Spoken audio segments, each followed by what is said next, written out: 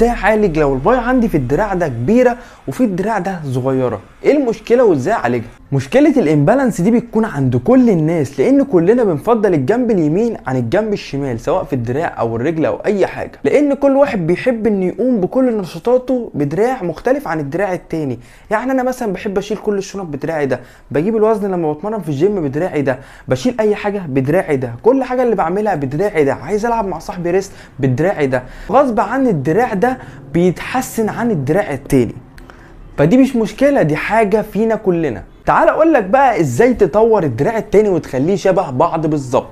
اول حاجه ابدا مجاميعك بالدراع الضعيف، خلي كل اللي انت كنت بتعمله هنا سواء بتشيل بتلعب ريست بتعمل اي حاجه تعمله بالدراع التاني. تاني خطوه عندنا وانا بلعب للدراع ده اركز قوي ان انا اربط عقلي بالعضله، حاجه اسمها مايند ماسل كونكشن، ان انا لازم اربط عقلي بالعضله.